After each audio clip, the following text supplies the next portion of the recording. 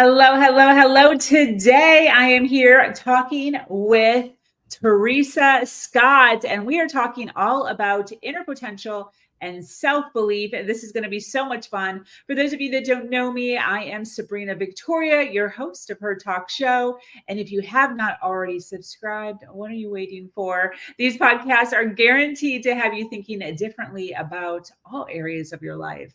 Let's jump in. Get ready, because today's guest is about to change the way you view your world.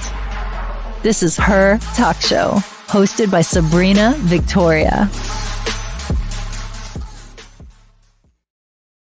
Hello, if you are listening live, welcome. And if you're listening on the replay, make sure you hashtag replay so we can drop into the comments and say hello. We have had over 500 women grace this stage, and we are adding another one to the list today. Taresa Scott is a learning and development program strategist and founder of Bleuprint, an e-learning agency. As a skilled and passionate learner, Taresa is dedicated to helping fractional HR and talent development leaders to design, develop, and deliver engaging online learning solutions so that professionals are able to absorb, retain, and apply those skills in their roles. Super excited to have this conversation today. Welcome, lady. Thank you. Thank you. How are you?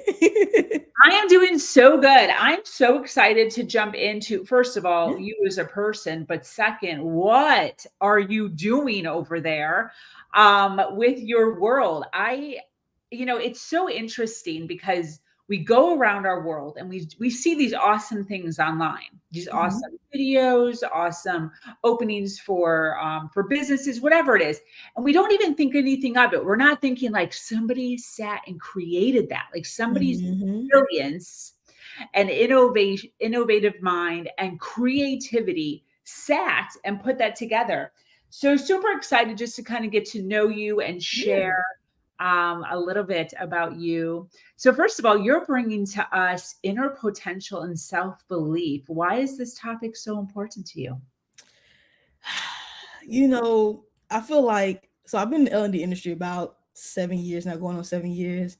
And prior to transitioning to an entrepreneur, I feel like I've dealt with all the emotions, whether it was, toxicity, imposter syndrome, self-doubt, feeling like I had lack of skills, just so many different emotions that really weren't real. They weren't real. These were things that I was, there were energies projected onto me from other people based on how they felt or whatever they personally had going on that was projected on me, that negative and toxic energy that was, holding me back, just really holding me back from being myself, like showing up as myself and being almost at one point I was almost ashamed of who I was and being just me, if that was an issue. So, this is something that I feel like I've been in situations even here recently where I feel like that was trying to be tested again. So this kind of came up at personal. So this is kind of a personal feeling. So and when I wrap all those things together, I'm like, you know what? It comes down to unlocking my inner potential, like showing up as my true self, my authentic self, and believing in me. And then I wonder, like, how many other people around me feel that same way. So I have a many conversations where it comes up, and so it's just something so personal and important to just talk about it. Yeah. What was the epiphany that you had? What was the turning point or the pivot where you were just like, F this, I'm going all in on myself? When did that happen? Did something happen? The moment I embraced being an entrepreneur, and what I mean by embrace is, it's one thing to have the idea, make it legit, LLC, all these little things that you can do in the back end, but it doesn't matter if you don't talk about it, no one ever sees it.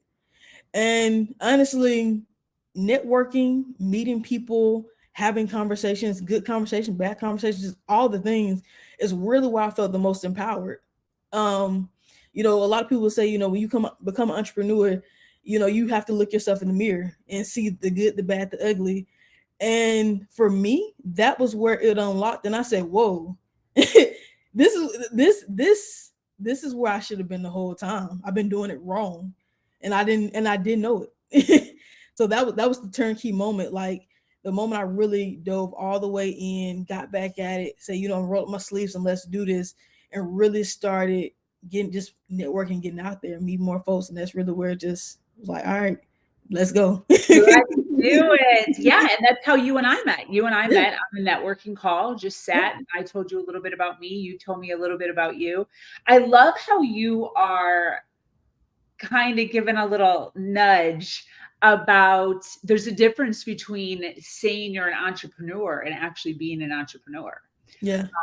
Just registering for your LLC and doing all the back end stuff is one thing. Yeah.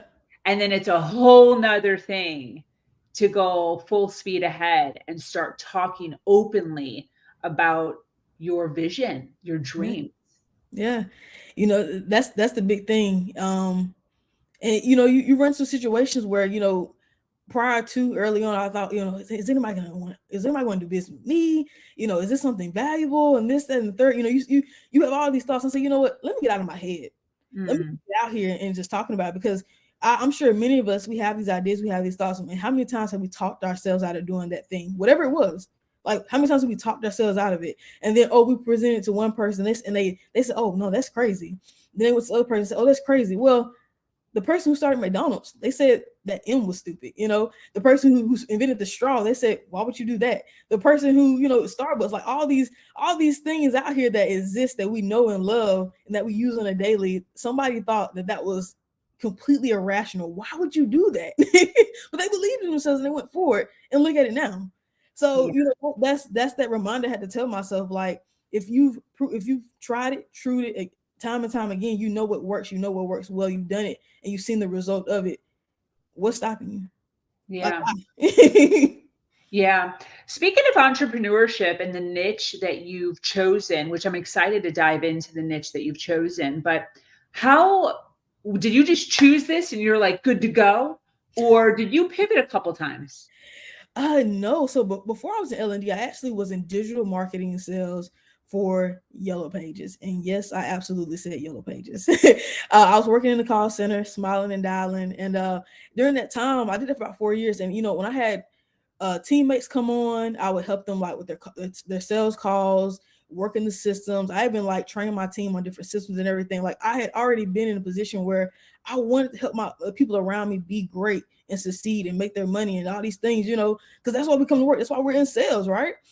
And I was at that same time, I was actually in school getting my bachelor's degree in liberal arts. And as I was nearing the end, I was like, okay, what's next? I would ask myself, what's next? Well, my coworker, his wife was a student services counselor at my university. And she said, Taresa, we're introducing this new program for instructional design technology. It's going to be a growing field. I was telling her about some things I was doing kind of at my job, and then just like in addition to the training. She said, there's a lot of parallels what you do here, Taresa. I think you might be interested. I said, okay. I'm always super curious. I was already looking for the next thing. So finished my bachelor's degree, went back for my master's of science and education, and I was blown away. I said, oh, wow. I never even thought about doing something like this. I had no idea what that was.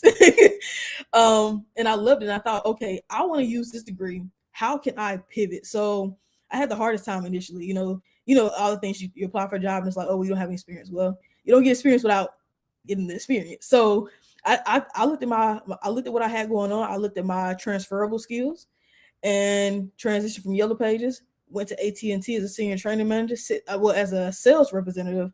6 months in, they promoted me, landed me right here in Dallas, Texas, in the headquarters office, being that subject matter expert to create the training. So when I got to AT&T, I worked with a group of pioneers. Like, these folks had some talent. Like, they were doing training. They had skills in like graphic design, animation, simulation development. They had all the tools, the resources.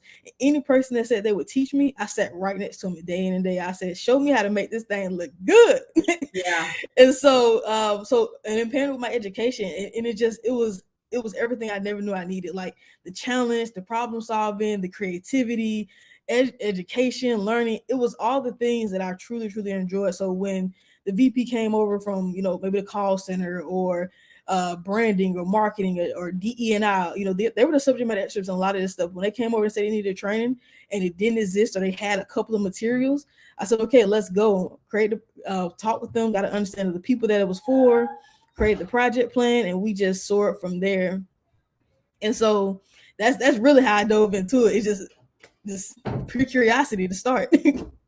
Wow, definitely. I want you to talk just for a moment because I think that this is so crucial in life, but so much so in entrepreneurship, and that is getting around people who know more than you do. Can Mm-hmm. you talk a little bit about how you've done that in your life? Was it just at AT&T, or have you always kind of, or have there been other situations where you're acknowledging like, hey, I need to level up with the people I'm around? You know, that is an awesome question. No one has ever asked me that for me to even think about it.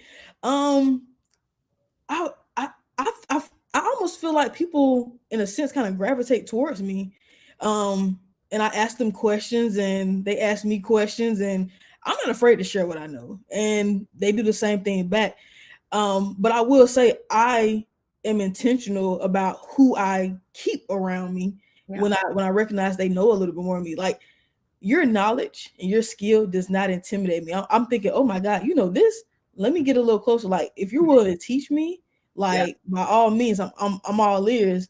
You know, if it's gonna be real and genuine. So yeah, that's a good question. I've never thought about that. Yeah, Yeah. I'm so much like that. I ask questions all the time. My fiance sometimes will even pull me aside and he'll be like, "Why did you ask that question? You already know the answer to that." And I'm like, "Yeah." And they might know something that I don't know. Yeah.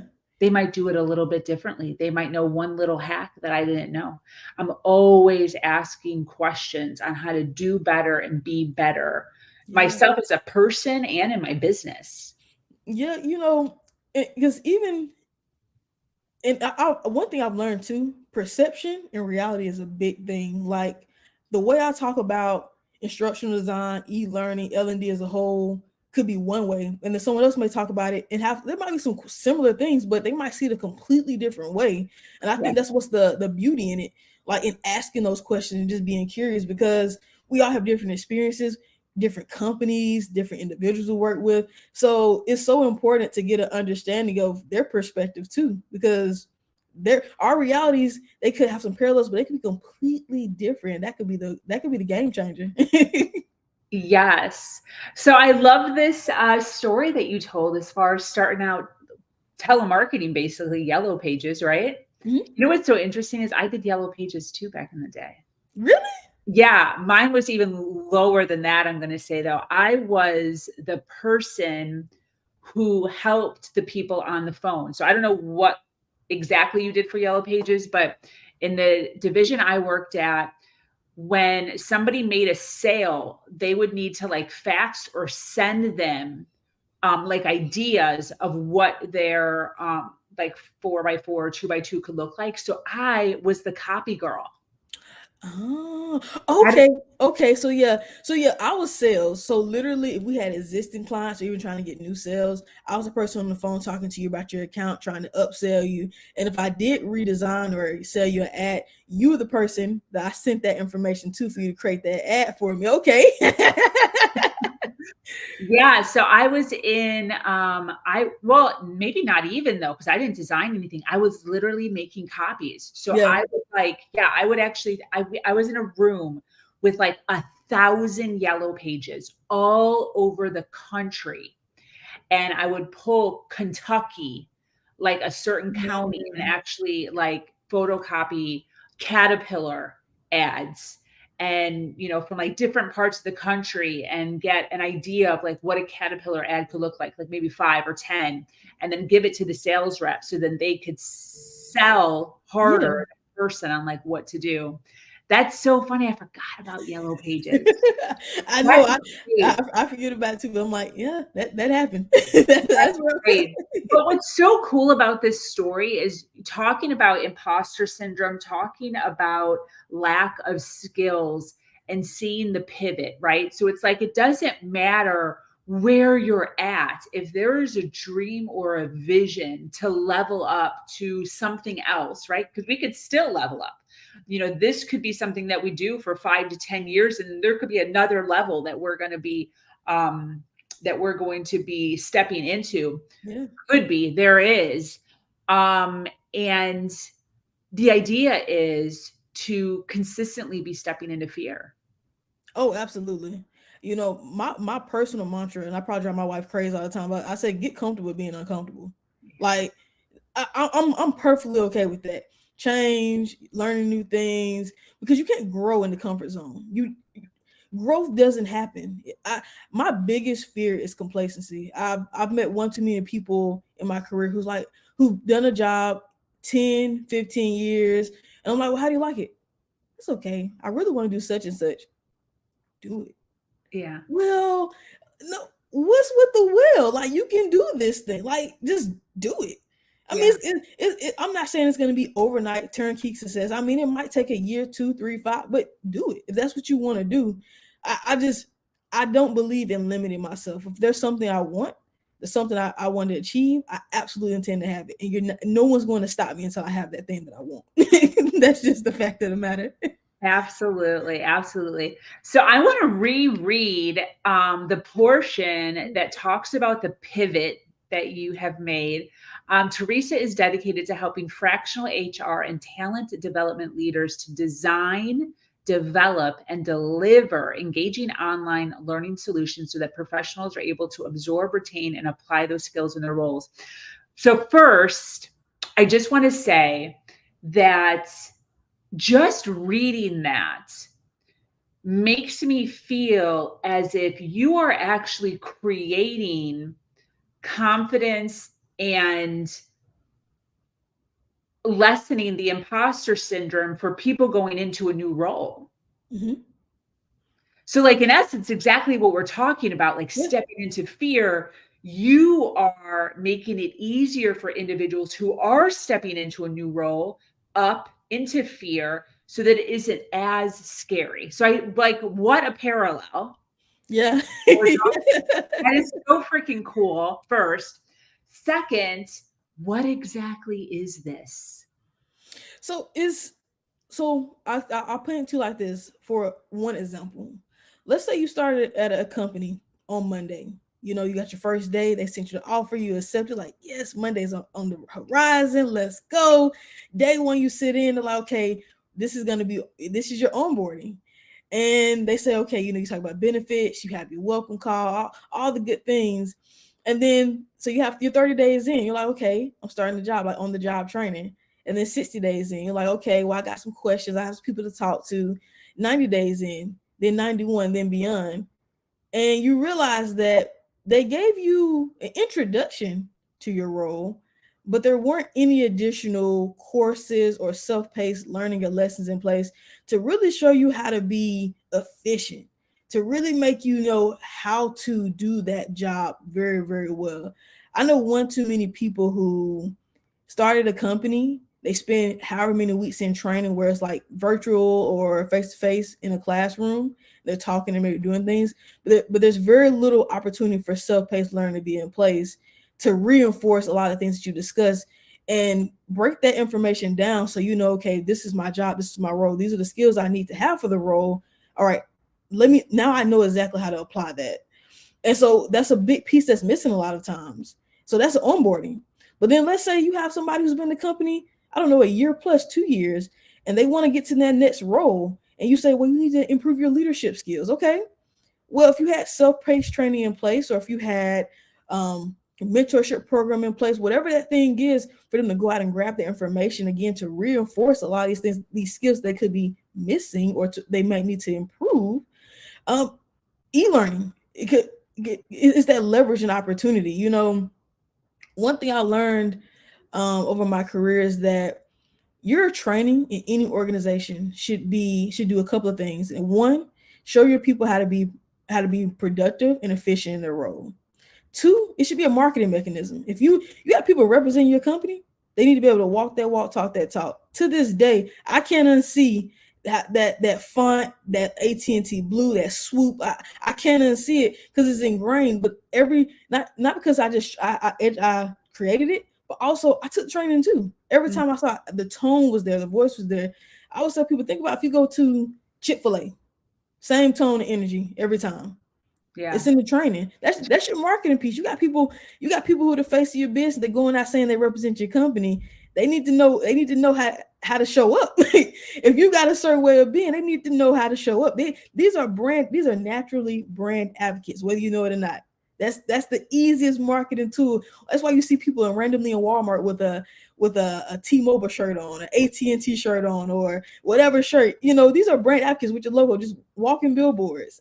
Train these people. Give them the skills. Let them know how it's done so they can do it well. Yeah, that's what it comes down to. definitely.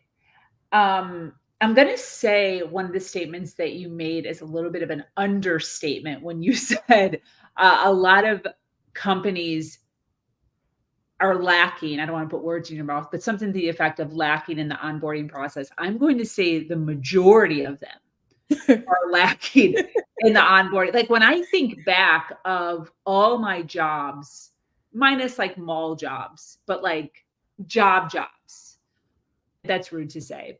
You know what I mean? I got you. There was no training. There was no training. They're just like, here's your desk and here's a piece of paper with 3 pieces of papers on it stapled of like duties. Mm-hmm. And then one maybe sit down conversation for an hour. Yeah. This is what to do this week, something like that.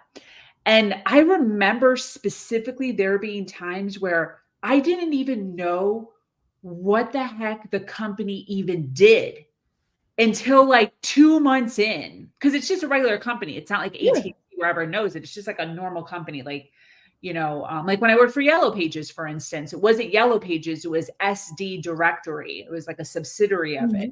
And I'm like hanging out. I'm like, I don't even know what's going on. Like, I don't even know what these people do.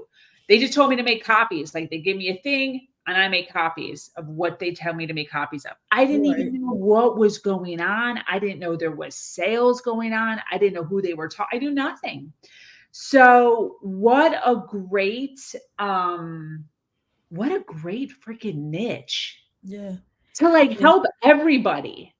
Yeah. Because I see a lot of things come through. I know we've all seen it. Like you think about quiet quitting or low productivity and all these things. Why is that?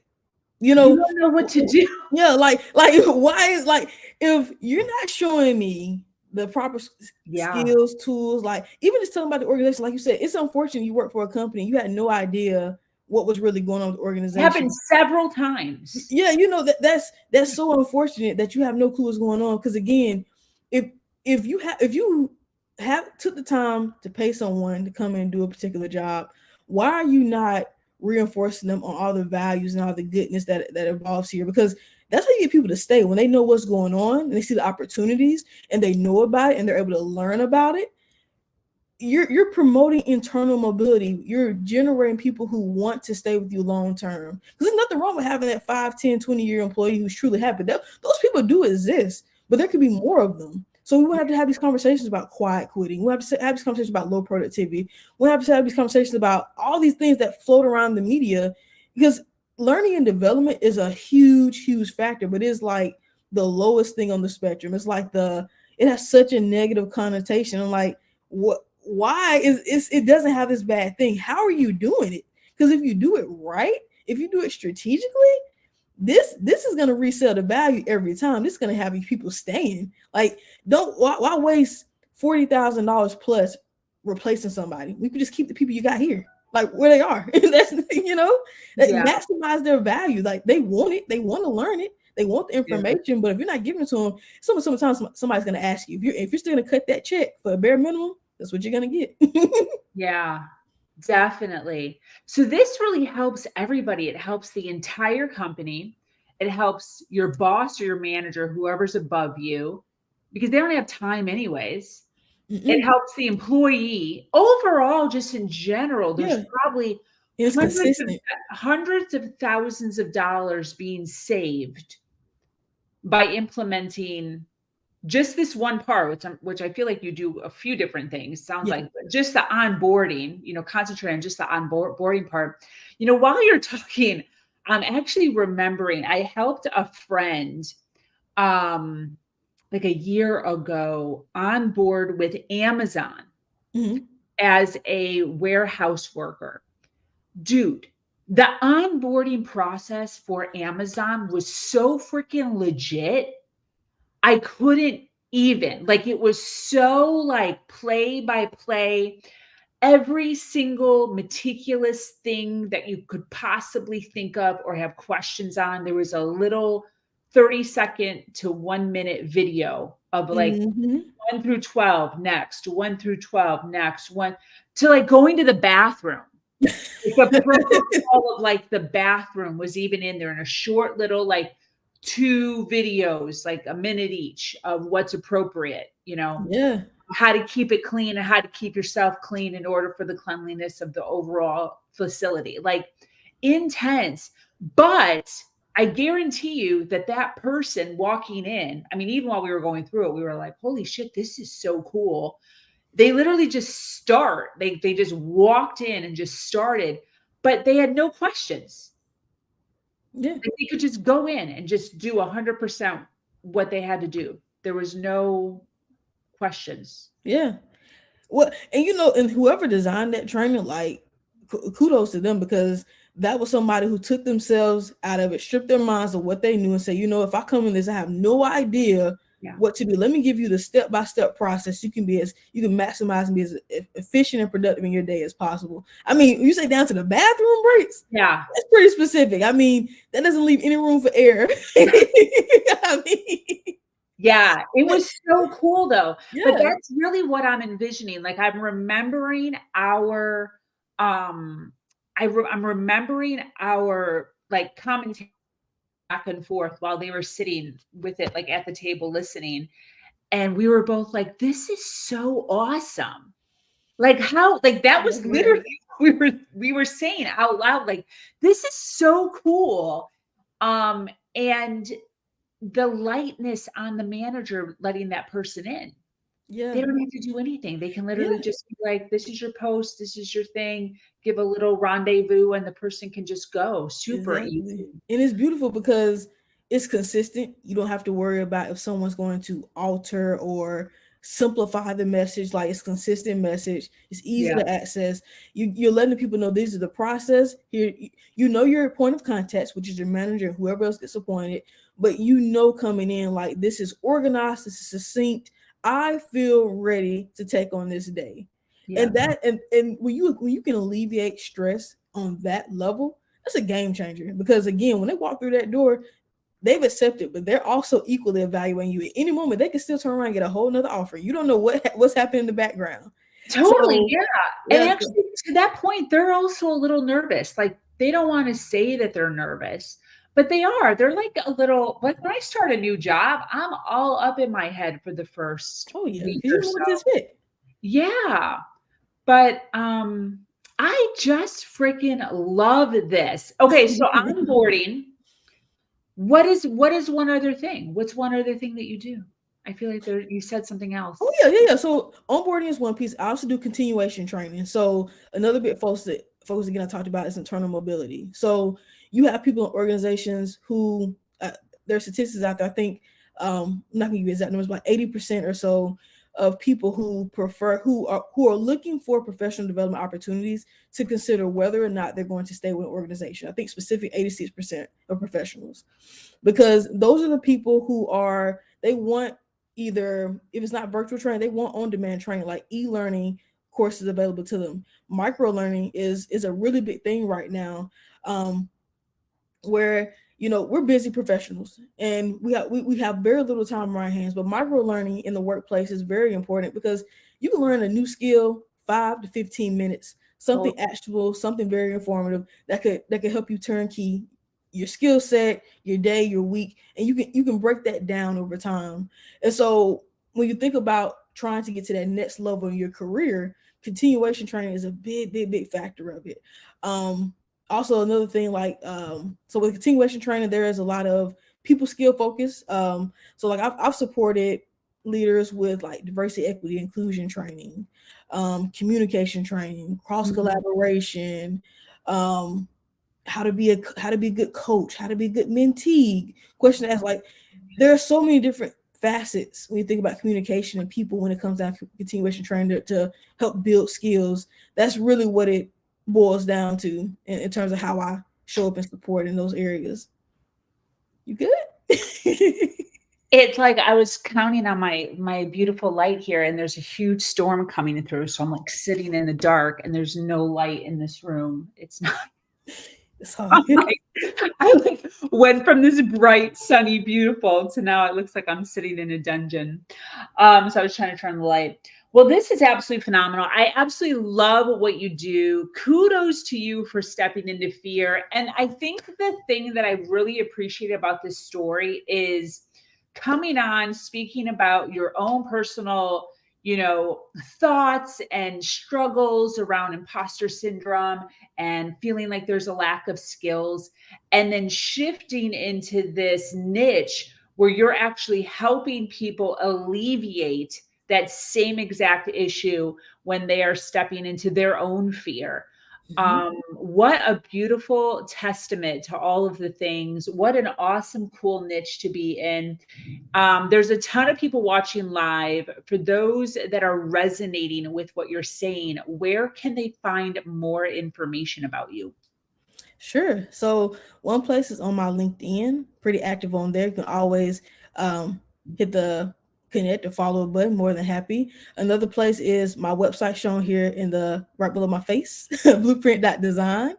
And and soon, I won't speak too early, but soon the Blueprint LMS will be available as well to really further a lot of what I'm speaking on in terms of, empowering professionals to own their skill development, have on-demand courses that on a wide variety of topics. So continue to support that facet. So those are a couple of different places you can find me and learn more. Very, very cool. That is so awesome. I so appreciate you coming on and sharing some of your awesomeness with us. To those of you that resonate with Taresa and all the goodness that she shared today, make sure to check out her website, her social media on LinkedIn. We love to connect people here on this platform in order to make sure we all continue to rise. Any closing thoughts as we close up?